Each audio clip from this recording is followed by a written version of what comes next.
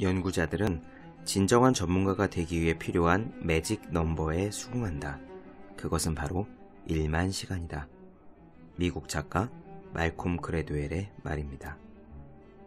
사진작가 존 맥롤리는 골프 실력이 형편없다고 여자친구에게 무시를 당하자 직장을 때려치우고 골프에 뛰어들었습니다.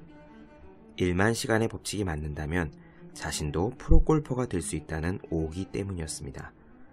그는 하루 6시간, 주 6회 연습으로 6년 뒤 1만 시간을 채워 정식 프로골퍼로 데뷔할 것이라고 선언했습니다. 공부하는 사람이라면 당연히 1만 시간의 법칙에 대해 알아야 합니다. 알다시피 성취는 재능과 연습으로 이루어집니다. 그런데 재능 있는 사람들을 관찰할수록 재능의 비중은 사라지고 연습의 역할이 부각된다는 사실이 밝혀졌습니다. 신경학자 다니엘 레비티는 이를 체계적으로 연구한 후에 1만 시간의 법칙을 주장했습니다. 작곡가, 운동선수, 작가, 범죄자, 그 밖에 어느 분야건 연구를 거듭할수록 이 수치를 확인할 수 있다. 1만 시간은 하루에 3시간씩 10년을 연습한 것과 같다. 어느 분야에서도 이보다 적은 시간을 연습해 세계적인 전문가가 탄생한 예가 없다. 존 맥롤리는 연습을 시작한 지 2년, 2764시간 만에 아마추어 골퍼의 꿈이라는 70대 타수를 기록했습니다. 그의 도전은 순항 중인 셈입니다. 1만 시간의 법칙은 하면 된다는 말의 통계적 증거인지도 모릅니다. 여러분도 할 수 있습니다. 다만 그 시간을 채울 수 있느냐의 문제일 뿐입니다.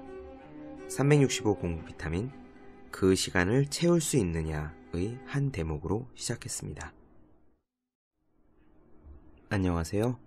본격 공부 자극 팟캐스트 서울대는 어떻게 공부하는가 한지호입니다. 예전에 아는 동생이 시골 의사로 유명한 박경철 원장의 강연 동영상을 보내준 일이 있었습니다. 학생들을 앉혀놓고 비전과 꿈을 심어주는 자리였던 것 같아요. 지금도 인터넷에서 아주대 강연이라고 치면 그 강연 내용과 거의 비슷합니다. 박경철 원장은 이런 이야기로 말머리를 열었습니다. 의대를 졸업했을 무렵 취직 자리를 구하기가 마땅치 않았답니다. 오라고 하는 데가 한 군데도 없었기 때문입니다. 그런데 어느 날 시골에 있는 작은 병원에서 연락이 왔습니다. 일자리를 주겠다는 것이었습니다. 자신의 커리어를 이야기했더니 그만하면 훌륭하기가 이를 데 없다고 그냥 오라고 했습니다. 사람은 자신을 알아주는 얘기에 끌리기 마련이죠. 와달라고 사정하는데 어떻게 좋지 않을 수 있겠습니까? 그래서 박경철 원장은 시골이 뭐 대수겠느냐 하고 바로 좋다고 했습니다. 언제부터 출근할까요? 하고 물었더니 당장 내일부터 와달랍니다. 그래서 원장은 알겠다고 대답하고 짐을 쌌습니다. 그런데 가봤더니 병원이 영 이상했습니다. 이제 막 공사 중이고요. 의료기기도 채 들어오지 않았고 하여간 제대로 된 병원이 아니었습니다. 게다가 의사라고는 자기 한 사람밖에 없었어요. 다른 과의 의사들은 아직 구하는 중이라고 했습니다. 영 찜찜해서 그만두고 다시 올라가려고 하는데 병원장이 옷깃을 잡고 매달렸다고 합니다. 그때 생각했습니다. 다른 병원에서는 자신을 써주지도 않는데 이 정도 귀하게 받아주면 거기서 일해야 되는 거 아닌가. 그래서 박경철 원장은 그냥 그 자리에 눌러앉기로 했답니다. 게다가 병원장은 이런 제안도 했습니다. 페이를 2배로 주겠다는 겁니다. 아니, 3배를 줄 수도 있다고도 했습니다. 이유가 있었어요. 자신이 내과도 보고 외과도 보고 소아과도 보고 모든 진료 과목을 다 보아야 했기 때문입니다. 24시간이 부족했습니다. 어쩔 수 있나요? 그것이 박경철 원장의 첫 출발이었습니다. 대강 그런 내용이었습니다. 박경철 원장은 이 이야기를 시작하면서요. 핵심적인 내용에는 다름이 없지만 구체적인 내용은 당시 관계자들을 고려해서 약간의 각색을 거쳤다고 말했습니다. 세부 내용이야 좀 바뀌면 어떤가요? 덧붙임이나 빼먹음이 있더라도 그 핵심, 주된 줄거리만 변하지 않으면 이야기가 됩니다. 그리고 이야기의 교훈은 그 핵심에 있죠. 저는 그 강연을 무척 감명 있게 들었는데 나중에 박경철 원장의 개인사를 읽다가 깜짝 놀랐습니다. 물론 핵심은 바뀌지 않았습니다. 다만 그 이야기의 색깔이 저는 강연을 들으면서 낄낄낄 웃기도 했는데 그 강연 동영상의 내용과는 달랐습니다. 아니, 정반대였습니다. 그의 실제 이야기는 시커멓게 먹을 칠한 듯이 캄캄하기 이를 데 없었습니다. 박경철 원장이 의대를 졸업할 무렵 갑자기 아버지가 돌아가셨다고 합니다. 가게를 돌보려 했던 어머니도 실패를 하셔서 커다란 빚도 생겼습니다. 당시 금액으로 억 단위가 넘는 막대한 액수였습니다. 그 빚은 고스란히 박경철 원장의 몫이었습니다. 대학병원에 가서 전공 지식을 쌓고 싶었지만 의사의 월급으로는 파도를 손바닥으로 막는 것처럼 미미했다고 합니다. 결론은 한 가지, 개원밖에 없었습니다. 친구들이 힘을 모아주었습니다. 적금까지 깨서 도와준 친구들 덕분에 그는 시골에 병원을 열었습니다. 공사 중이었고 의료기기도 제대로 갖춰지지 않은 작은 병원을 열었습니다. 그가 취직했다는 병원이 바로 자신의 그 병원이었습니다. 그는 그런 병원의 한 명뿐인 의사이자 원장이었던 거죠. 수지를 셈해보니 하루에 80명의 환자를 받아야 유지가 가능했다고 합니다. 그런데 병원의 문을 연 첫날 26명의 환자가 왔습니다. 그는 그때 처음으로 자살이라는 단어를 떠올렸다고 합니다. 방법은 더 열심히 하는 것밖에 없었습니다. 더 열심히 설명하고 환자와 눈을 맞추고 출장 진료를 다니고 치료를 받은 환자에게 AS 차원에서 안부 전화를 하고 사실상 24시간 진료 대기 상태였습니다. 그러자 그렇게 열정적으로 그가 환자들을 돌보자 조금씩 입소문을 타고 환자가 몰려들기 시작했습니다. 새벽 4시부터 환자가 찾기 시작해 아침 7시면 그날 진료가 모두 예약 완료되었습니다. 개원 석 달째에 200명, 6개월째에 400명, 개인 의사로 진료 숫자가 전국에서 3위를 찍었다고 합니다. 결국 박경철 원장은 그 많은 빚을 1년 반 만에 깨끗이 갚았습니다. 그는 이렇게 이야기했습니다. 그 시절이 자기 인생에서 가장 치열하게 살았던 순간이라고. 병원을 열고 처음 3년 동안 마음 놓고 잠을 잔 적이 단 하루도 없었다고 합니다. 그 덕분에 박경철 원장은 시간 관리의 달인이 되었습니다.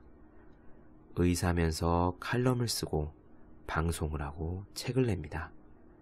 그러는 틈틈이 전국에서 강연을 하는데요. 강연 횟수가 1년에 150에서 200건 정도. 그는 자기 혁명이라는 책에서 시간 관리에 대해 이렇게 말했습니다. 필자는 시간이 없어서 라고 변명하는 사람을 가장 싫어한다. 해야 할 일을 하는데 시간이 부족하다면 그것은 곧 나태함이다. 시간은 누구든 10배, 100배로 압축할 수 있다. 집중력과 밀도를 높임으로써 시간의 효율성을 제고할 수 있기 때문이다. 시간이 없다고 말하는 사람 중에서 성공에 이른 사람을 만난 적이 없다. 우리가 쫓기는 시간에는 찌꺼기가 너무 많아서 시간이 더 필요하다면 그만큼 찌꺼기를 버리면 된다. 시간이 없다는 말은 달콤하지만 쓸모없는 것들을 끌어안고 놓지 않는다는 말과 같다. 저는 박경철 원장의 이야기를 읽으면서 사람을 바꾸는 것은 치열한 노력의 시간이라는 생각을 했습니다. 치열한 노력이 중요하다는 의미가 아닙니다. 치열한 노력이 필수적이라는 뜻입니다. 사람이 한 단계를 넘어서 새로운 차원으로 들어가기 위해서는 평범한 노력이 아니라 치열한 노력이 요구됩니다. 다만 어느 시기에 불과할지라도 이전과는 분명히 다른, 일상과는 완전히 결별한 다른 수준의 무언가가 필요하다고 생각합니다. 새는 부리가 부서져라 껍질을 쪼아서 알을 깨고요. 나비는 온몸이 쓰라리도록 비틀어대며 고치에서 빠져나옵니다. 문자 그대로 뼈를 바꾸고 껍데기를 벗는 노력입니다. 지금은 비록 불미스러운 일로 어려운 상황에 처해있지만 한때 최고의 우리나라 마무리 투수였던 야구선수 임창용을 만든 것은 그가 해태 2군 시절 김성근 감독 밑에서 죽었다 살아날 정도로 강도 높게 훈련한 1995년의 6개월이었습니다. 무라카미 하루키는 30살 무렵에 재즈바를 운영하며 소설을 썼는데요. 그 시절 남들보다 3배쯤 열심히 살았다고 회상한 적이 있습니다. 경영의 신, 왜 일하는가의 저자 이나모리 가즈오는 도산 직전에 회사 연구실에 처박혀서 아예 숙식을 하면서 신제품을 연구했고요. 베일 연구소의 김종훈 소장은 해군 장교로 복무할 때 공학 박사를 2년 만에 마쳤습니다. 그 기간 동안 그는 하루에 2시간만 잠을 잤다고 합니다. 이렇게 묻는 사람이 있었습니다. 저는 왜 실력이 늘지 않을까요? 나름대로 한다고 하는데 늘 제자리입니다. 사실 질문의 대답은 문제 안에 있습니다. 나름대로 하기 때문에 나아지지 않는 겁니다. 치열하다는 단어는 한자로 불이 활활 붙다는 치, 기세가 사납다는 열자를 씁니다. 불이 활활 붙어서 기세가 사나울 정도가 돼야 치열함입니다. 시간의 찌꺼기와 습관의 나태함을 모조리 긁어모아서 활활 태워버리지 않는 한 우리는 아직 치열한 것이 아닙니다. 나름대로 노력하면 나아질 수 없죠. 그리고 치열하게 노력하지 않는 한 삶은 변화되지 않습니다. 우리가 만약 나름대로 노력하고 있다라고 생각한다면 나아갈 수 없습니다. 오늘 11월 17일 이제 2015년도 한 달 반밖에 남지 않았습니다. 새해 초에 세웠던 계획들 많이 이루셨나요? 우리는 모두 목표가 있을 겁니다. 각자 다이어리든 책상머리든 붙여놓은 목표가 있겠죠. 목표가 있다는 말은 가야 할 곳이 명확하다는 뜻입니다. 그 가야 할 곳에 닿기 위해 우리가 태워야 할 시간의 찌꺼기, 불필요한 습관들, 그것들은 무엇일까요? 살면서 한 번쯤 치열한 노력을 하고 싶다면 불이 활활 붙어서 기세가 사나울 정도가 되어 우리의 쓸데없는 시간들을 태워버리면 어떨지 생각해 봅니다. 네, 질문 주신 분들이 있어서 답변을 하도록 하겠습니다. 아이디 고땡을 쓰시는 분, 잘 듣고 있습니다. 감사합니다. 네, 저도 감사합니다. 책을 읽을 때 소리내서 읽는 것이 더 효과적인가요? 통독할 때 눈으로만 보는 것인가요? 어떻게 그런 속도가 나오는 거지요? 하고 질문하셨습니다. 아마 7번 읽기 공부법에 대한 팟캐스트 방송을 들으시고 질문하신 것 같은데요. 책을 읽을 때 소리내서 읽는 것이 효과적인 경우가 있습니다. 언제냐? 졸릴 때입니다. 졸릴 때 소리내서 책을 읽으면 잠이 깹니다. 하지만 우리가 독서실이든 학교든 공부할 때 소리를 내서 읽을 수는 없죠. 그리고 소리를 내서 읽는 것이 당연히 속도가 훨씬 느립니다. 그리고 계속 입으로 중얼중얼 하면은 목이 아파요. 아마 거의 대부분의 고시생들은 눈으로만 읽을 겁니다. 그럼에도 불구하고 어떻게 그런 속도가 나오느냐? 야마구치 마요는 속독을 하지 않는다고 본인이 밝혔거든요.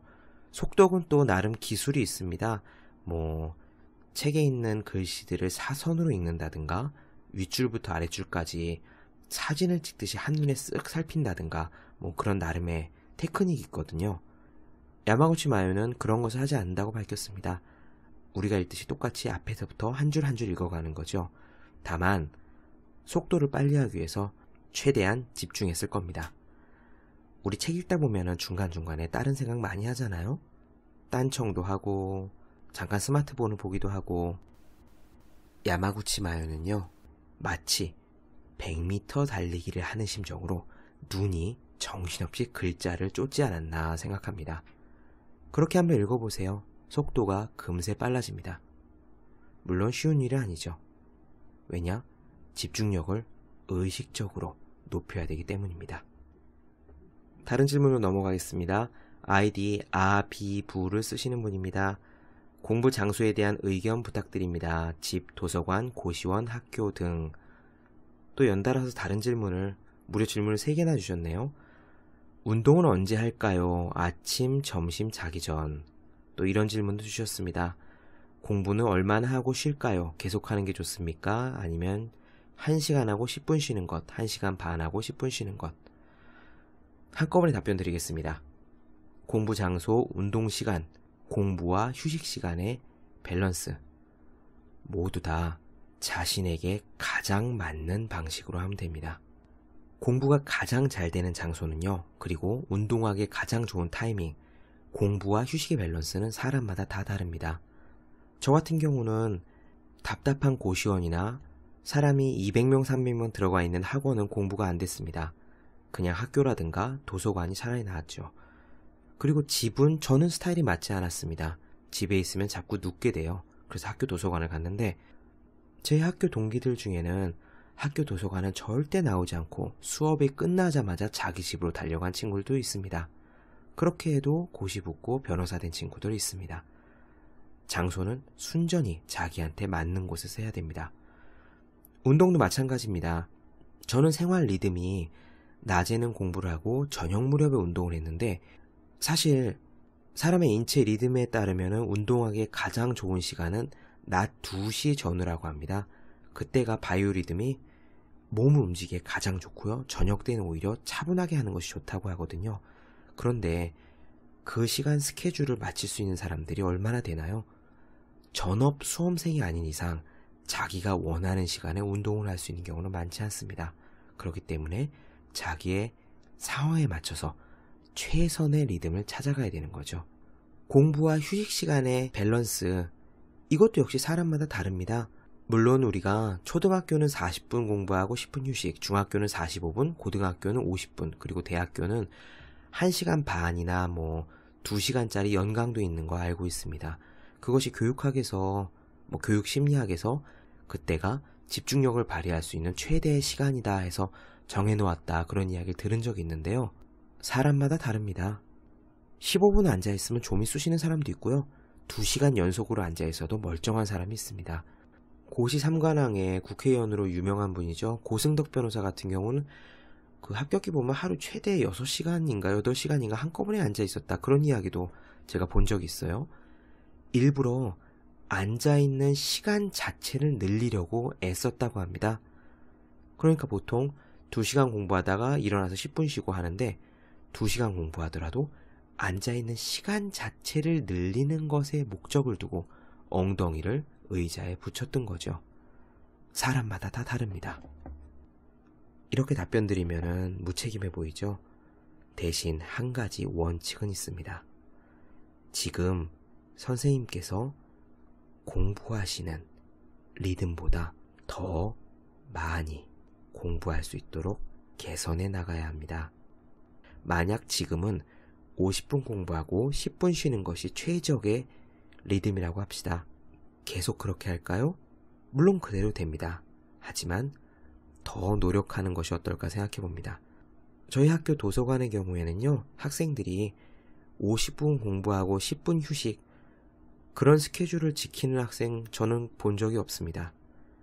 앉아서 공부할 수 있는 한 합니다. 더 오래 앉아 있으려 물도 마시지 않는 학생들도 여럿 있었습니다. 화장실 가는 시간을 줄이려고요.